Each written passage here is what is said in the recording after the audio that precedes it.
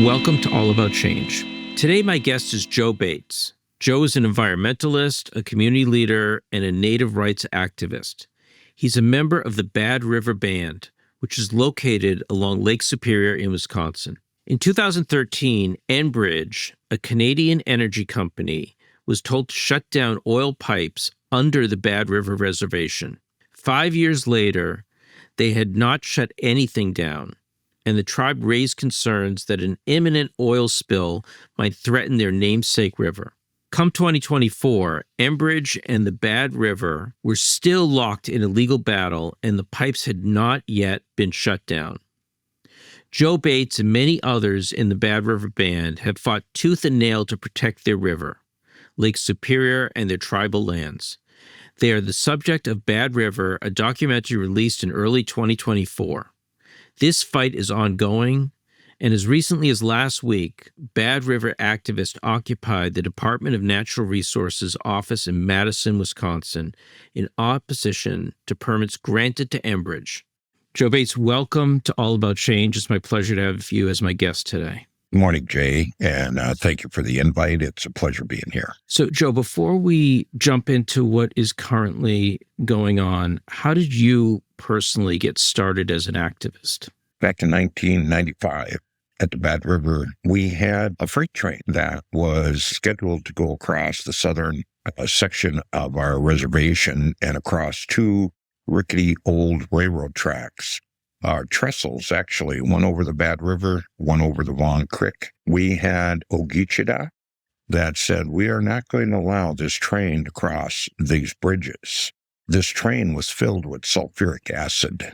They intended to take it to the White Pine mine in Michigan and dump it into the mine shafts so that they could extract the remaining copper out of the mine shafts. We had a group of men and women involved that built the fire. They stood on the railroad tracks with this train bearing down on them, and they did not budge. Wow. So that ended up being a standoff for a number of days. And at that time, I was operating a small mom and pop store. Even though I didn't get down there and stand with them, I made sure that we had supplies, food and water that we donated from our store to maintain our Ogichida that was holding up this freight train filled with tankers of sulfuric acid. We weren't going to allow it. And they didn't. The mine ended up closing down. That sounds like quite an activist story. Someone who's running a mom and pop who is faced with an existential threat to his way of life and takes action and then develops that action, becomes more involved. What was it inside you that caused you to become an activist, even though that wasn't your plan initially in life to be an activist? I have lineal descendancy to one of the original signatories of a treaty of 1854, Chief Anaquat, or Chief Cloud. He is my hereditary chief, and he was part of the delegation that had gone on to Washington with Chief Buffalo. They met in Washington. They struck out a deal taking down the Removal Act of 1837, where we were actually being forcibly removed from our homelands. And it's ingrained in me to want to help do better. I want to help make our place a better place to live. I want people that are unborn, that have yet to come, I want them to be able to experience and live some of what we've been able to do. Granted, our lives were very hard, very tough, and we had to survive.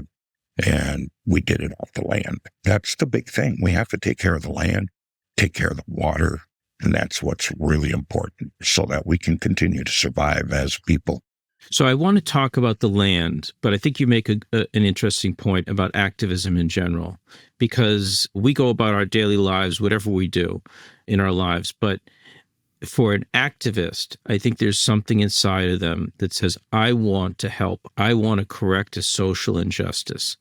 And I think you had that inside of you. For those listeners who are not familiar with the Bad River Band, you came back there, you got married, you raised children, you have grandchildren. Talk about what this piece of land is, what it means, not only physically, but what it is and why it's so special and why the people are connected deeply to the land. It's rooted in our migration story, a story that was given to us many years ago by our Creator.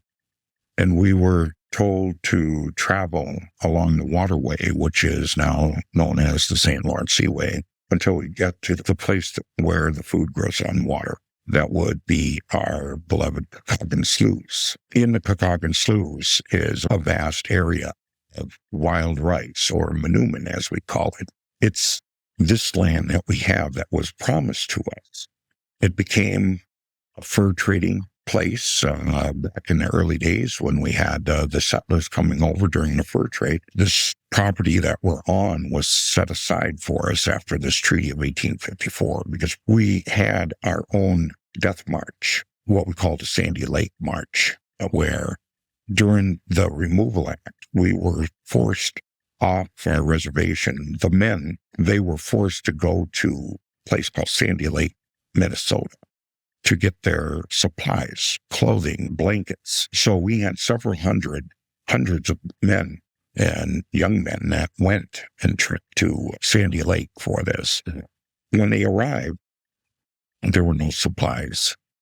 There were no annuities. They had to make do with what they had. In the meantime, we have the women, the grandmothers, and the children that were left back in Odana, back on the reservation. They had to survive the best they could. What ended up happening was, on the trek back, our people that had gone to Sandy Lake said, this is it, we're not getting our stuff. So they trekked back to the reservation. And in doing so, hundreds of people died along the trail. They died in Sandy Lake from starvation and the element. At that time, Chief Flo, he decided he was going to travel to Washington to try to work out a deal to give us our reservations and cancel the Removal Act of 1837 for us.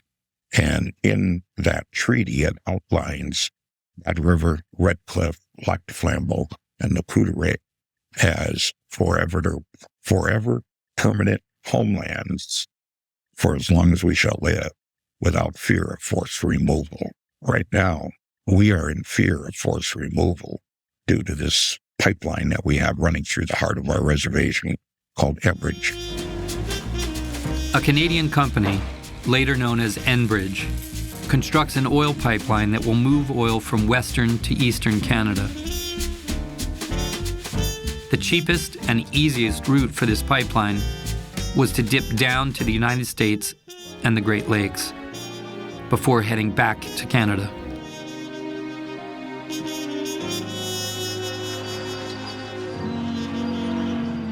In 1953, Line 5 is installed on the reservation, courtesy of the Bureau of Indian Affairs, without the consent of the Bad River Band.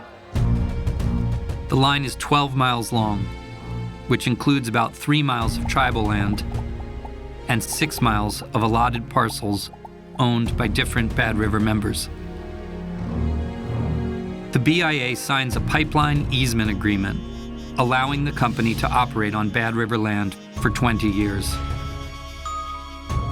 all for a payment of less than $3,800.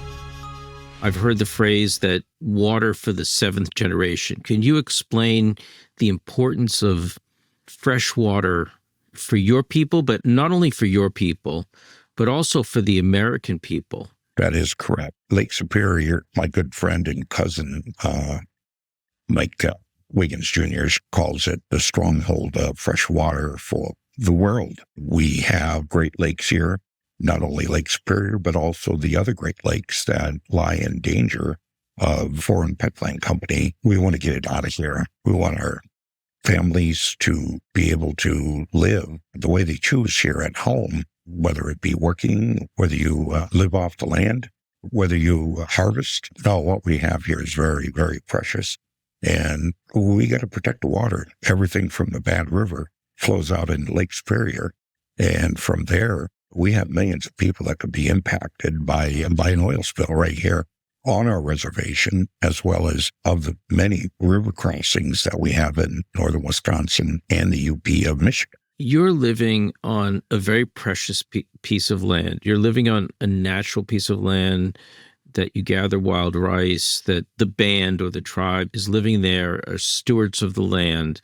There's a pipeline that's coming from a Canadian oil company called Enbridge. The pipeline is crossing your reservation. The Band River Band is a small group of people standing up to a company that has a $96 billion market cap. How did this process start? Because I understand that this pipeline is some 70 some odd years old. How did it happen? And how does it continue despite the opposition of the band? This pipeline was installed back in the early 1950s. Lakehead Pipeline Company and the federal government, the BIA, the Bureau of Indian Affairs, actually felt that this would be a good idea. We'll go ahead and put this pipeline across the reservation. Our tribe had no say in this pipeline that went across our homelands. The BIA felt that it was in the best interest of a foreign oil company that they go ahead and put this pipeline in to make it the shortest route from Alberta, Canada to Sarnia, Ontario. And without any kind of regard to safety. At that time, we've seen some black and white videos of them wrapping cloth around a steel pipe and then pouring tar over. And that's what lies in the ground. We don't know how many leaks, slow, minute leaks that might be in this pipe.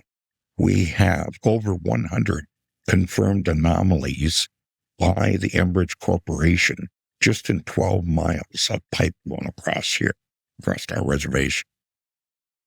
That leaves me to question how many anomalies are in 645 miles of pipe that was built in the early 1950s. So we spring ahead. In the early 90s, we had a number of leases that came up. I remember going to council meetings where they were talking about these renewals. And finally it was. They went ahead and pushed it through. Our tribe received $800,000 one-time payment for a pipeline that will run across our land for another 50 years. So when we move ahead, the tribe bought up various parcels of land within the reservation. And in doing so, they acquired property along the pipeline. Those easements expired. So what we did was the tribe, through various talks, the BIA finally said, look, we're going to let the tribe have input in this pipeline. I remember being at the meeting in January 2017 when we finally said, no, we're not going to renew your leases. And right in the bottom of the lease, black and white, it says at the conclusion of this business contract, you are to shut down, remove, and remediate the pipeline corridor. Black and white, that's what they agreed to. And as it turns out, they ended up being bad renters because they continue to stay there, like squatting, the way I look at it. They continue to run 540,000 barrels of oil through their pipeline today in trespass. Federal court has issued that, yes, they are in trespass, but they did stop short of shutting the pipeline down immediately. So therefore, we have to live with it, forced threat of removal until July of 2026. There's the issue of the United States deciding without the agreement of the band to go ahead and give this right to a Canadian oil company to run oil through your reservation into Canada without your consent. And then the leases run up and you want to protect the environment. Can you talk about some of the real threats to the environment where this pipeline at points has been exposed, is hanging in the air, is encroaching on, getting closer and closer to the river and the water source that's emptying into Lake Superior? We had an incident happen here on the reservation several years ago. A helicopter was flying along Line 5, and that helicopter, unfortunately, they crashed. They crashed between two ravines in an area that we call Slope 18. Slope 18 is a tributary that empties into Denemy Creek. Denemy Creek travels just 200 yards from my home through our community out to Lake Superior. And after that helicopter crash, our Natural Resources Department went out there to survey damage that had taken place in the woods. There was a fire, there was jet fuel. So they went out to assess the damage. And in doing so, they backtracked to the east and came upon Slope 18.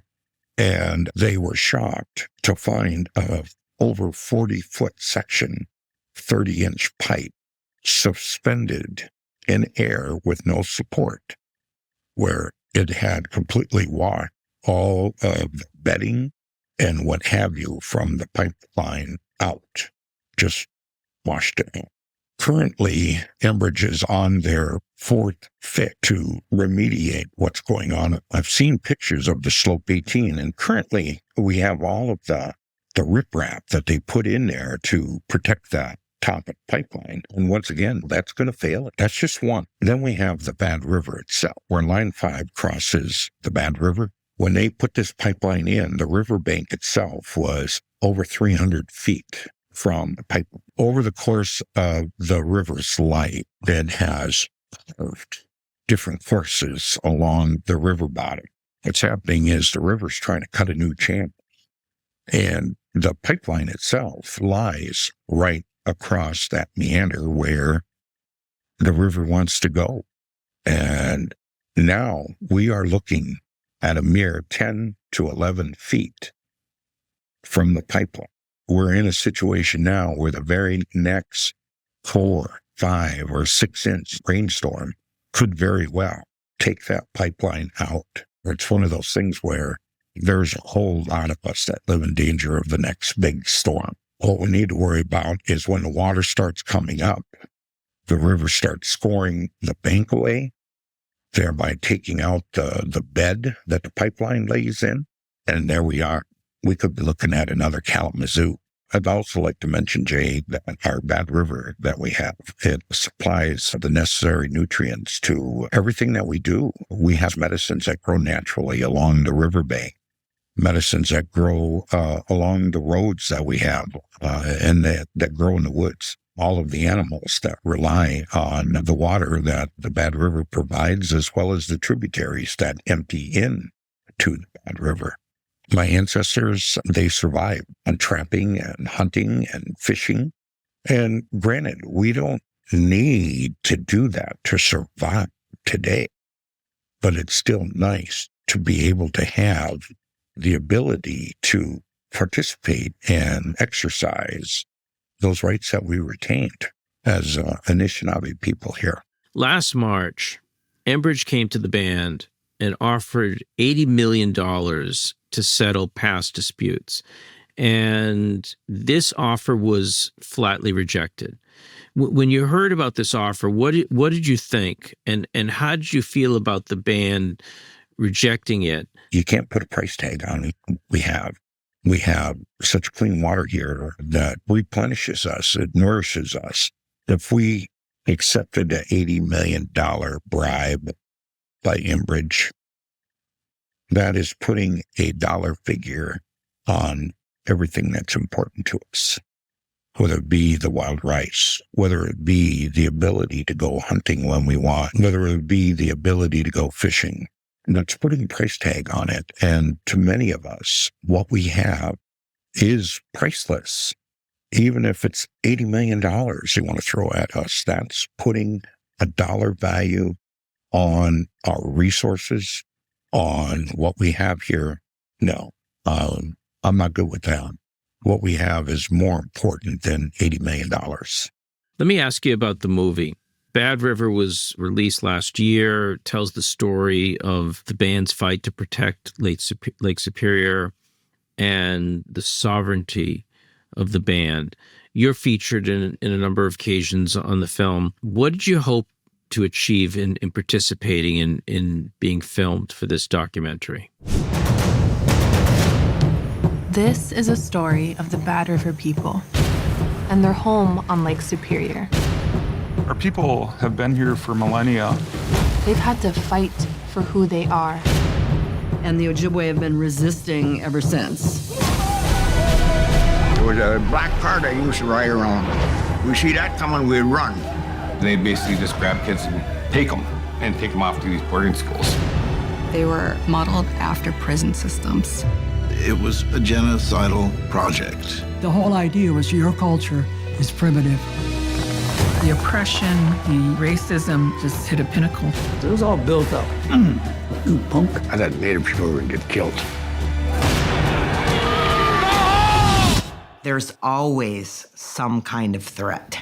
They've had to fight to protect their land. Seems improbable that a pipe would be hanging in midair. That's a ticking time bomb. When the meander reaches the pipeline, Apocalyptic. If it breaks, this is going to pour right into Lake Superior. And that's bad. It's certainly been taken off a lot better a lot bigger than what I could have imagined. My part in the movie was talking about the offer that I received from Enbridge. I am a shareholder in a tract of land at Pipeline Cross. And in doing so, I have received offers from Enbridge in the past to settle. Initially, it was $2,000 just to give them an easement in perpetuity. And once the reroute was up, then they would pay me an additional $8,000. Therefore, they wanted to bribe my signature for $10,000 for them to make their $1 billion. It's like I said, it's putting a price tag on what we have. And if we accepted that money, if it was $80 million, $120 million, they would say, oh, the pipeline broke, we'll just pay you more money. At that point, we have no place to go. We have nowhere else to go. This was our promised homeland, and we want to remain here.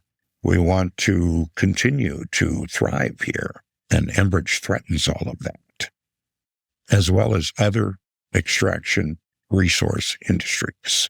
They threaten our livelihood here. That's the biggest thing. And we have to do what we can to keep what we have. The movie did amazing. It started off in 12 theaters. It expanded to 25. In some communities, it outperformed huge movies like Dune and Ghostbusters. The movie is now streaming on Peacock. What's the next step for the Bad River Band, and what can people do to help? We're going to continue. We have a Defend the Bad River Fund. There's a link that's right on our website, and they can donate there.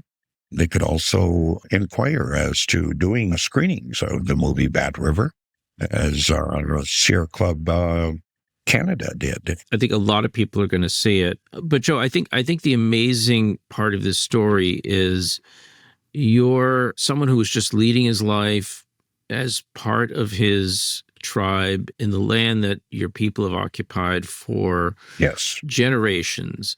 And you're concerned about the future, your grandchildren, your great-grandchildren, your great-great-grandchildren, that they have access to this land that is your land. You're fighting a fight that is protecting the fresh water for much of the United States, trying to prevent a real tragedy. Whether you intended it or not, you and the other members of the band are really doing something very important for the United States. This is a huge story that not enough people know about. And, they say act locally and influence globally. And I think that's what you're doing.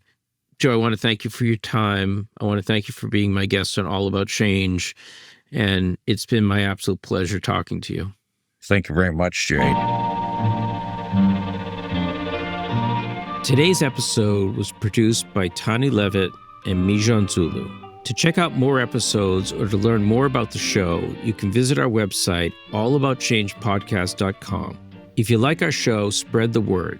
Tell a friend or family member, or leave us a review on your favorite podcasting app. We really appreciate it. All About Change is produced by the Ruderman Family Foundation. That's it for now. I'm Jay Ruderman, and we'll see you next time on All About Change. Au revoir, but not goodbye.